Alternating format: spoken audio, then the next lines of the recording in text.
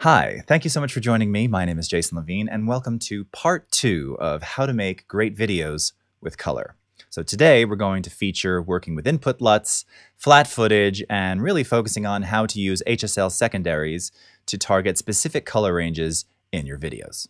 So here we are inside of Premiere Pro with some footage that I shot quite a few years ago, and actually you can find this finished video on my YouTube channel, which is youtube.com/JasonLevineVideo. And last week, we were really focusing on using the basic corrections panel inside of Lumetri. Once again, we're in our color workspace. And if you look up at the top here on my screen, you'll see here we are inside of Lumetri, where we have basic correction and creative. So we really focused on these two last week. We talked a bit about using curves. So these are kind of the traditional RGB curves as well as hue saturation curves. And additionally, we talked about the native vignette. And then if you go under creative, this is where we added like sharpen, vibrance, and saturation. We talked a bit about faded film and using these creative LUTs. Now, along the way, I was talking about how some of the footage that I was using was either flat or some of it had some of the color baked in. And a lot of people are asking, well, yeah, I hope you're going to talk a bit more about shooting sort of flat, or what a lot of the newer cameras today are doing, which is shooting in log. And you've probably heard that whether you're shooting Canon or Panasonic or Sony, shooting in log, S-log, C-log, every manufacturer seems to have their own flavor and own brand of that. Subsequently, they also have their own LUT, their own specific lookup table, which you would use either in camera for display or that's something that you would apply in Premiere after the fact to basically display those colors correctly on screen. So here what we have, this was shot with a Canon 7D, and we're going back about 7 or 8 years with this footage.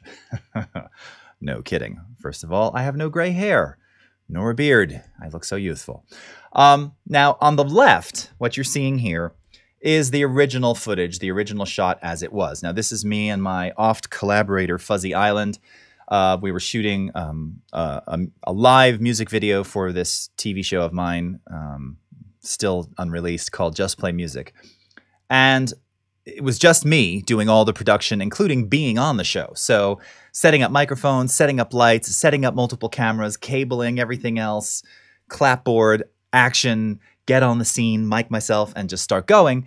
What did I forget to do? Well, I forgot to effectively flatten out the image in my camera. So when I recorded to my sadly compressed file format here, which is H.264, this is what the original video looked like. Now, while it's not terrible, obviously, now this is just the color of the room. So the room colors themselves, not beautiful, right? Not super pleasant. Skin tones and things don't look too bad. But the problem is, and you can see it already, that there's just not a lot of shadow detail here. So again, when we start to go into the shadows, into black, you can't even see the mic stand and sort of the shadow of myself on this couch here. It just goes into complete darkness. This shirt is actually navy blue. There's a bit of contrast between my shirt and the black microphone, but it's almost lost. And again, really in the corners, the bottom corners here, it just looks like it fades away into complete darkness. So this was as a result of just recording in camera with my picture profile, probably just standard. I didn't change it to neutral. And one of the things that I learned years ago, if many of you were part of the DSLR boom of the mid 2000s, 2010 and beyond, Mr. Philip Bloom, who really taught me how to shoot with a DSLR, amazing guy, used to talk about going into your picture profiles and starting with something like neutral. And then effectively, because the Canons at the time didn't shoot into log, what you would do then is you would go into the picture profile and you would drop the contrast, you would drop the saturation, and you would drop the sharpness. And the idea there being that you were effectively giving yourself more latitude later on for being able to grade the content. When all of this is already kind of baked in like this, especially for a novice, it becomes very difficult to take this and try and tame those colors, especially if you don't know what you're doing. And as we talked about last week, if you're using one of our looks or style LUTs, or if you're using a lot of the popular presets out there, like Magic Bullet looks and things, well, if you start with footage that's high contrast, high saturation, and very sharp, and you apply a preset to it, and the same can be said for using photos in Instagram, if it's too colorful, too saturated, too contrasty, one, the preset applied, it's too much. It doesn't look right. Sometimes it'll just go into complete darkness because it's too saturated, too much contrast. And if you start to back some of those things away, it'll often start to degrade the image. Now, again, a lot of this has to do with the fact that the Canon 7D at the time was recording to a fairly compressed H.264 codec. So already you're in 8-bit. There's a lot of media, a lot of data that's being lost at the sensor, but you're not helping yourself by recording this way. So what do? Well, when we first introduced Lumetri color, now some of this has changed, and I'm going to point out a couple of things which are questionable, but I'm going to show them to you because this can help, especially if you're really just kind of getting into this, just trying to do this for fun, and start trying to get creative with color and had problems in the past. Now, obviously, you can use the basic correction panel to remove, to minimize contrast, and readjust exposure, highlights, bring up the shadows, etc. But as mentioned, we do have this Input LUT section here, okay? And the Input LUT, again, where we talked about last week, Input LUTs and Display LUTs. Your Input LUT is basically used to interpret that footage and interpret that content in a particular way. And before, probably about 18 months ago, maybe even 2 years ago, before we sort of updated some of the presets and the creative LUTs inside of Lumetri, you used to have to apply an Input LUT to your content before you could begin applying the creative LUTs, okay? Now, you don't have to do that anymore. However, we used to have an entire array of Input LUTs for lots of various cameras. Now, you're seeing this Canon 7D one right here. Now, this actually isn't going to be in your default list. Here's the default list of Input LUTs that you see. And actually, what you can see is, of course, these are all sort of log-based. We do have the one Phantom Rec 709 here. We've got a lot of these log-based Input LUTs. Well, we actually still give you all of the various camera LUTs, which you can then apply. And you can even, in the case of like this DSLR footage, apply them after the fact. Now, today, of course, I'll typically flatten everything out ahead of time. I'm still shooting with a camera that doesn't do log, okay? People are talking a lot about log. It's really got to do with the tonal range of the sensor and maximizing your dynamic range. If you shoot in log, you're going to have the maximum amount of dynamic range, assuming, of course, that you're also recording to something like ProRes 10 or 12-bit, Cineform, GoPro Cineform, as we mentioned, DNX HD or DNX HR. If you're shooting in log and recording to H.264 or AVC HD, and some of them are very compressed, you're kind of not really going to get all the benefits of shooting in log. And in fact, when you go to grade after the fact or reapply a specific Input LUT, you might already degrade your signal. So in my case, I don't have the option to shoot in log. So I, in my camera, using the picture profile, go into neutral and then start readjusting saturation, contrast, and sharpness, dropping all those down to give me an image that looks more like this. Now, because I hadn't done that, I needed a way to somehow flatten this out. I didn't know how to manually flatten something, and just adjusting contrast, highlight didn't really do it for me. So I'm going to show you something very quickly here, which you'll be able to access yourself. Now, I am, of course, on a Mac. It'll be slightly different on the PC, how you access the actual program itself. But you'll see here I am in Applications, and in Premiere Pro, this is the actual application of Premiere Pro.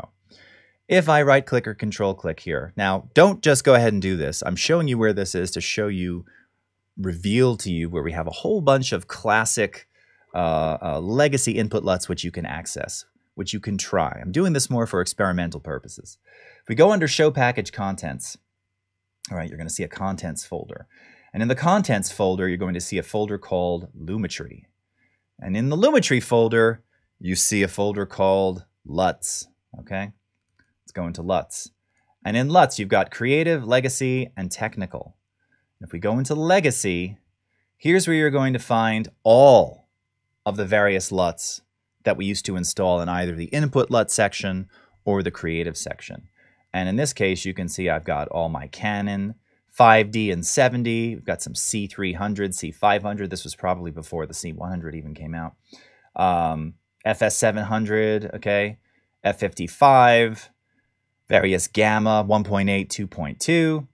Nikon D800, which is what I shoot with now. Again, you can see you've got the, by the way, the SL stands for Speed Looks. These were looks that we licensed from a company called Speed Looks.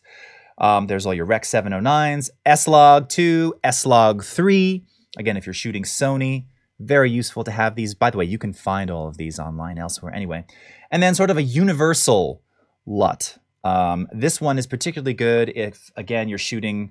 I used to use this often if I were shooting directly on the iPhone, using just the iPhone's native camera, not even using something like Filmic Pro. And again, everything's very saturated, very contrasty, very sharp. If I throw that universal LUT on there, it really kind of makes everything, yeah, flat looking, creamier, so that I can add that color back in and really sort of adjust how it's going to look after the fact, right? Again, if too much is baked in at times, and by the way, doing this isn't necessarily going to make your footage look great either. You may, in fact, even reveal more degradation of your signal. It's just the idea of this is where you can access them. So, again, I imported the 7D UEX SL, and this is what you're seeing applied to the content here. So if I go into my effects controls, again, you can see I've got Lumetri color applied here. So if I were to turn this off, there's that original footage, okay? And there's the flat version. Now, that's just with applying this simple Canon 7D LUT, all right? And at this point, now what I can do is I can start to get creative with some of these additional looks. Now, keep in mind, of course, the signal flow of Lumetri follows exactly what you see inside the panel here. So first we have the input LUT, but then we have additional white balancing, temperature tint, and tone control. So you can see that I've also dropped the contrast even further. So this was the contrast with just the LUT applied. But still, as I was looking at this, and I'll just pull these up for a moment, actually the black level looks pretty okay, but I wanted to give myself kind of even more detail, even more latitude in the shadows. So I dropped the contrast even more, and you can actually see down here. I mean, look at suddenly, it's so funny. A moment ago, do you remember when we were looking at that footage off the camera? You didn't see anything. Now you can actually see the cable, you can see the curtains, you can see the edge of the chair. Oh, you can't see any of that because my camera's in the way. There we go. You can actually see these things behind the chair. Again, you can see the chair here. You can actually see the couch. You can see the pole. There's just a lot more definition than what we were seeing moments ago when we were on that master footage, okay? So from this flattened look, now again, I can do more. I can adjust shadows and highlights. The highlights look pretty good to me. This is another example, again, when we look at our scopes here, certainly nothing is blown out. Now, one of the things to keep in mind too, whether you're shooting log or whether you're just shooting in general, probably the most important thing you can do when shooting, if you're thinking about color grading this after the fact, is getting your exposure right.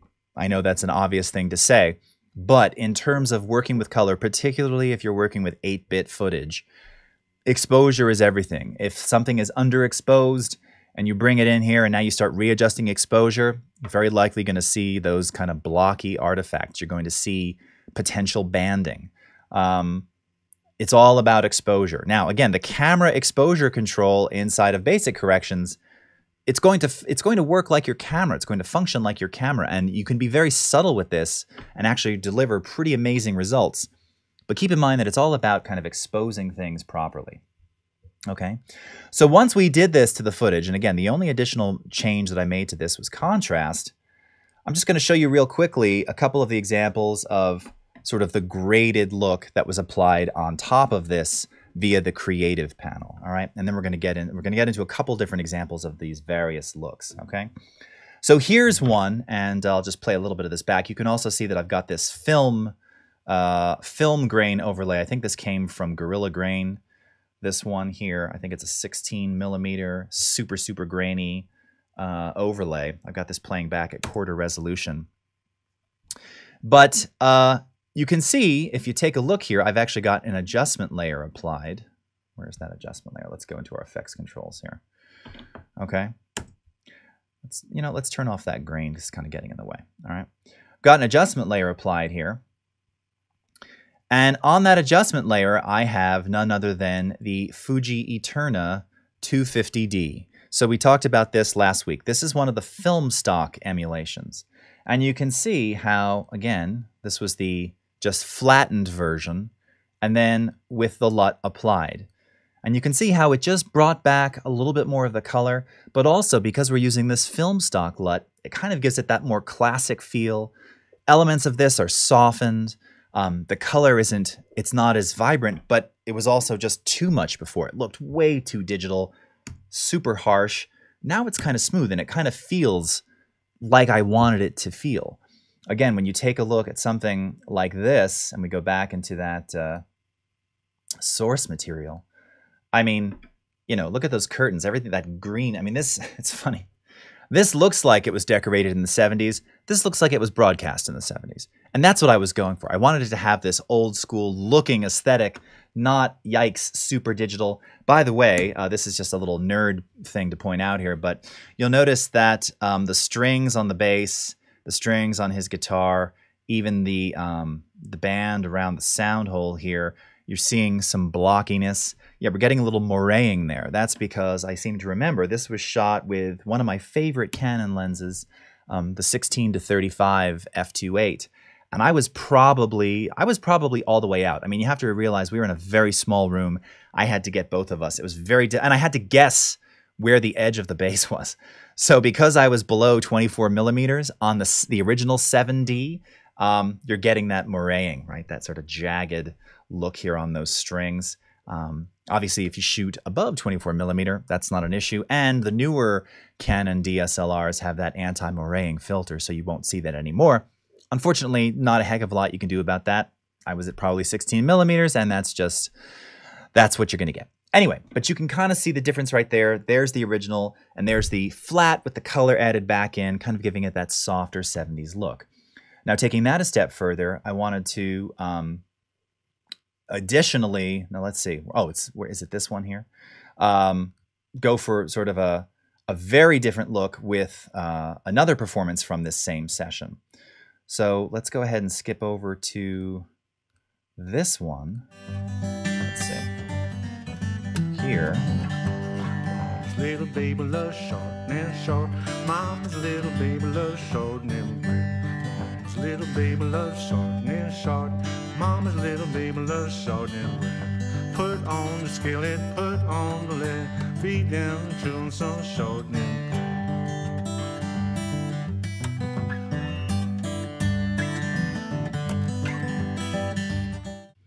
Let's talk about HSL Secondaries, secondary color correction. I'm going to show you 3 examples of this. Color correcting something in the shot, like this jacket here, color correcting skin, and then using this technique for replacing sky. So here we have a clip. Now this was some content that we showed on the road a couple of years ago. And this is a perfect shot to sort of showcase this next feature and this element of the Lumetri color panel called HSL Secondaries. So in this shot, we wanted to recolor the jacket that our actor was wearing here. And this is something that we'd be doing after the fact. Now, it's also worth pointing out that we happen to be working on red footage here. You can see we've got some R3D content. Really, really nice. All right. So how do we do this? Well, let's go ahead and twirl down HSL Secondary. Now, this is not unlike doing what a lot of you, I'm sure, have done in Photoshop, where when you mask and you use that checkbox, select localized color clusters, where you isolate a specific color range, a specific range of colored pixels, and then you have the option via the mask or the matte that you've generated to only affect the color in that space. Well, that is exactly what we're going to do here. The idea is that we set the key, we set the color that we're aiming to control or modify. We can adjust the HSL parameters, the hue, the saturation, and the luminance values. We then can refine that mask via denoising or blurring, and then we can correct or modify. So the first step is setting the color that we're trying to isolate. So you'll see up at the top here of HSL Secondaries under Key, we have the familiar Adobe eyedroppers. So let's go ahead and start by clicking right here onto the jacket, and I'm simply going to turn on the mask right here, all right? So right away you can see that we need to make some adjustments to this. So I'm going to go ahead and grab my top triangle, first of all, here on hue, and make some adjustments to that, okay? Following hue, we're going to go down to saturation. Now, by the way, the top triangle that you see is the range, and the bottom triangle is the feather. Okay, and you can actually see that displayed here visually. And then we're going to go into luminance and further make that adjustment as well. Okay, and this one needs a little bit more tweaking, so we'll get it just about like that. Watch that feather, not too much. Come back here to saturation. All right, again, I'm going to remove some of that feather as well because I'm seeing a little bit down here that we don't want. And then come back into the hue and just adjust that range ever so. All right, just like that. Okay, and let's turn off our mask. So now we can see the exact range of color that we're going to be affecting. All right, so at this point now we can, again, denoise or blur. I don't know that we really need a blur on here. If I'm doing like a sky or face, typically I'll do about a 0.25 pixel blur. For the jacket, I think we're okay. But at this point, all I really need to do is focus on the correction. All right. So for the simplest way to do that, I can simply come down to temperature over here. And you can see this visually as I drag it towards the blue, we're now changing that color. Or I can drag it towards, warm it up towards the orange. Now, what you're also seeing is up at the top here, I kind of missed some of his shoulder right there. So I can actually come back in via my, and by the way, I'm going to make this a little bit bigger. Let's make this 100%. I'm going to come back in with my additive eyedropper, and let's just select right up there, since that color wasn't quite getting picked up quite as well. Let's go back to fit. By the way, at any point in time, I can turn back on the mask, and you can see now we're actually seeing that whole range. You can see the edge of his shoulder there. So we brought that color back in, pretty good. All right, come back down here. Let's make it nice and purple. All right, let's fit this back into view. Okay, and we can do additional corrections here if we so desire. All right, something like this. Okay, let's make this very, very noticeably different. Okay, now remember, of course, this is live video. So as we play this, just as I showed you last week, we have uninterrupted playback, which allows us to kind of go A and B on and off to see how this is affecting the shot very easily. No skill required. Set your key, refine the key, correct the pixels in that key or in the mask. Really easy. Now, where this becomes extremely useful in a case like this is that we have multiple shots where he's in this jacket that we need to fix. So one of the easiest things to do, and we talked about this last week, is to leverage copy-paste attributes. So I can simply right-click copy like this. And let's skip ahead to where we see the jacket again. Oh, missed it. All right. Here's the shot. Right-click, paste attributes, paste Lumetri color. Okay. Purple jacket. Real simple. Before, after. And you might think, well, how does it do that? How does it? Well, because it's the same color range, right? Now, keep in mind, lighting, all of these things will affect how it actually appears in the shot. So this shot, the lighting was actually, while it's obviously not as bright, fairly similar. So it worked really, really nicely. If we back up over here, again, the range that we're actually seeing on screen here is it's a little different. So if we paste the attributes, I'm not so 100% sure it's going to do it exactly what we want.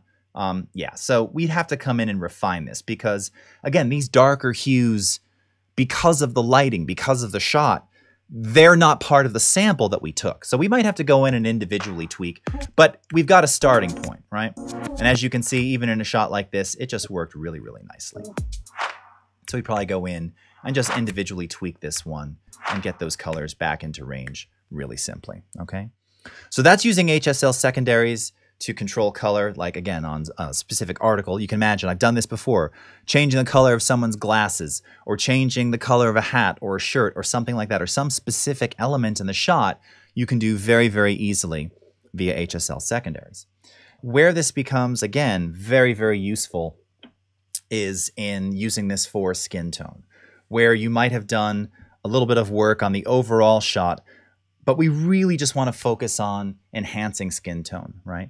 And this can be done after you've done your basic grade.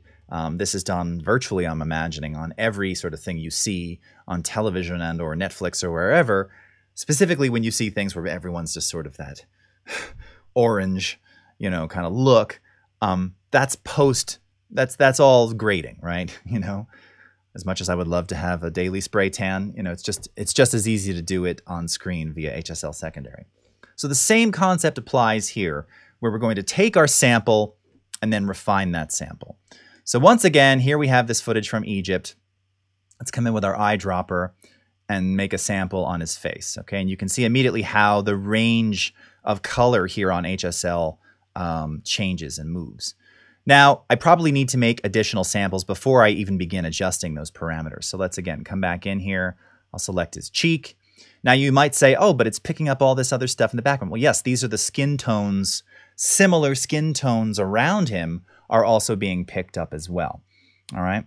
Now at this point, if we turn back off the mask, I'm just kind of looking to see. Yeah, I mean, there's some areas in his beard right there. Let's turn back on the mask. Grab that additive eyedropper there. Whoops, okay, that's too much. Let's back off on that. Back off on that. Okay, starting to look pretty good.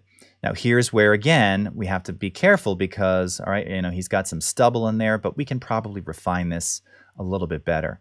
So we'll come into the luminance here, all right, something like that.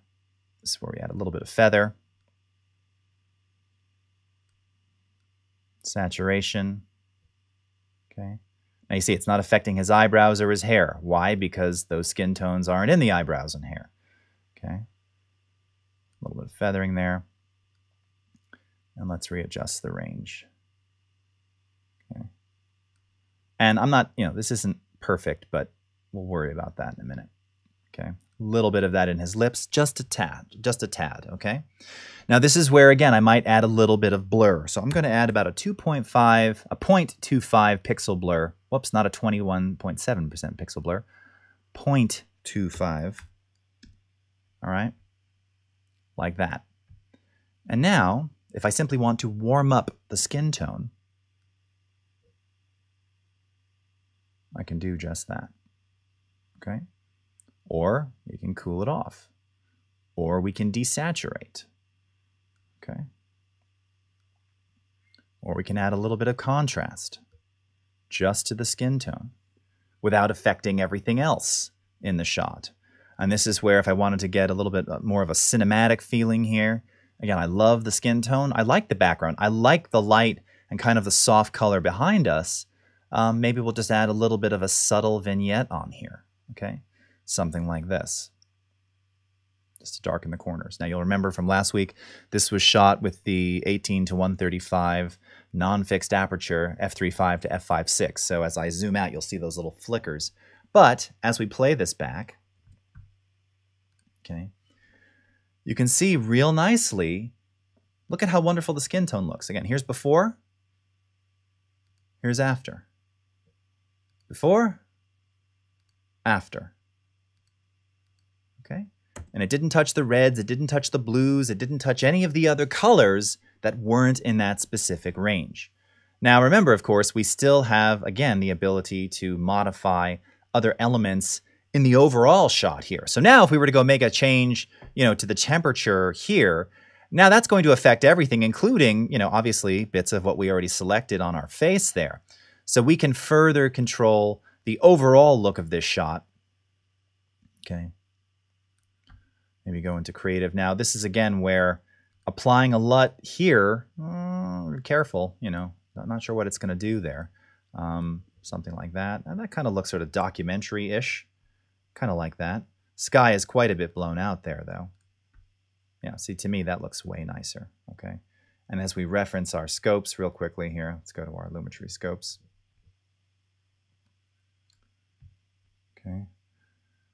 Got some stuff in the shadows here. It's just really pegging kind of crushed levels. Again, we'll talk more about this next week. But the shot, it's really kind of come to life, you know, just by adjusting those skin tones. Okay. real easily, real simply. And this kind of gives you, again, a good look at that original shot before we affected the skin tone and after, with the additional corrections that we did here. So that's using it for skin tones, HSL secondaries for skin tones. Now, the last thing I'm going to show you with regard to HSL secondaries here, and then I'll show you a couple of before and after examples, is using this as a very, very basic technique for sky replacement or alteration. So here we have, again, a shot of the Sphinx and the Big Pyramid. And this was just how the sky looked. It was a beautiful day. But by the time we made it over here, at the time of day, looking up, the sky was just, it was basically blown out. There was some blue, but from the angle where I was standing, again, this is how it was captured. Now, maybe with a better camera, maybe if I was able to shoot in log, which again is going to give me that maximum dynamic range, allow me to restore a lot of the detail in the highlights. With my 7D recording with a, just a flat picture style, 8-bit compressed to H.264, this is what I ended up with. And I just wanted to add back in a little bit of blue, just to give me a little bit of color back in there. All right. So there are many ways to do this. There are full mask workflows and After Effects where we would actually replace a proper sky, a video of a sky, or even a still in this shot. But here we can use the same HSL secondary technique to just add back in some color to that very blown out white area very quickly. So I'll click on HSL Secondaries. Once again, we're going to set our color. Now, it's worth pointing out, you've got these preset color, I was going to say color bubbles. What are these? They're just color presets. So if you're targeting reds or yellows or greens or cyan or blue or white, you can start with these. I've actually found in this shot, because of the low contrast, selecting this white one didn't work as well. So I'm going to use the eyedropper. All right. Kind of do it like that. And we'll turn on our mask. Okay. And again, we're going to make some adjustments. Okay. Our saturation.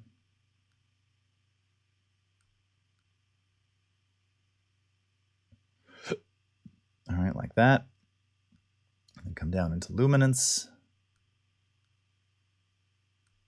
Okay.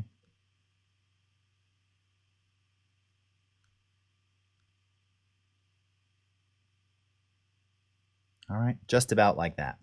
And because of the nature of this, I'm actually going to add a little bit of blur. Now, again, I don't want to add too much blur because then we're going to end up with something like that, which almost looks beveled.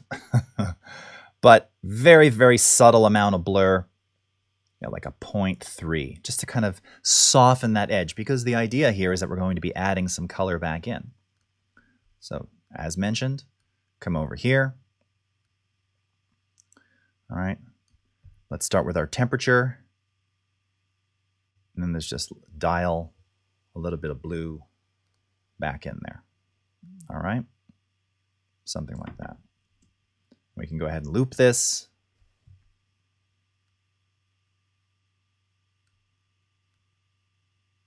All right. And just kind of take away, I mean, the sky was, it was so horribly blown out. This now at least looks a bit more how I remembered it looking, okay? Something like that. Again, we can go the other way too. Not how I remember it looking. I remember it looking like this, okay? Adjust our tint if need be. A little bit of magenta. A little bit more contrast. Before, after. Okay. It's subtle. There's not much to go on here. Again, completely blown out, but a very quick way to add some of that back in. Now, once again, if we wanted to go even further on this, because we have access to the whole shot here, via basic corrections and or the creative looks, we might be able to accentuate, see, that one's not going to work. Again, this is, you're seeing how these are being affected after applying that. That one might be okay. This is where we might have to go into something like one of these blue steel or something like that. That's kind of working in terms of a stylistic feeling, but maybe not overall. All right, that one actually looks pretty good. Fuji clean. All right, we can intensify that. Increase vibrance. All right, and if we add a little bit of a vignette here to add a little more drama, that's going to increase kind of the darkness of the blue in the corners there. Go to our effects controls. Before, after, before, after. And that now feels exactly as how I remembered it when this was shot way back when. Okay. Cool. So, basic corrections, input LUTs, creative LUTs as we discussed last week, HSL secondaries. All right. Now, what I wanted to show you, the last thing here was just because my project files, for whatever reason, my sequences got a bit mangled there. Not quite sure what happened. Let me instead, I've got a whole bunch of before and afters here that I wanted to show you. So I'm just going to pull up my media browser over here. I think these are side by side. Yeah, okay, cool. All right, so let's go back to this. So again, this is stuff that I did a while ago, but just as valid now, and if anything, maybe even more so, because you can kind of appreciate the change. Now, I also want to point out, this stuff was about 5 years ago. How I grade now is a bit more subtle. Remember, we talked about this last week. Very easy to overdo a lot of these processes. But this just kind of shows you, here we go, like full screen, and I'll turn the camera off for a second here. On the left, you've got your pre-noise reduction, pre-grade, ISO 2500 in total darkness, post-noise reduction, post-grade on the right. All right. Now this, again, is a shot done in darkness, but that was done, this was shot with the 200 to 400 f4 on the D4, on the Nikon D4.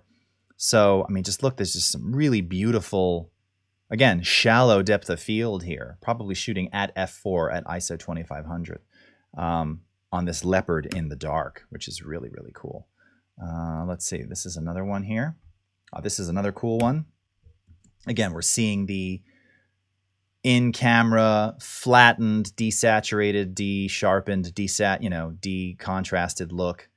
And then here's the post-graded version. Now, where this gets really, and there's some very beautiful, again, sharpness here, naturally done just via the lens, and I'm focusing as he's moving there.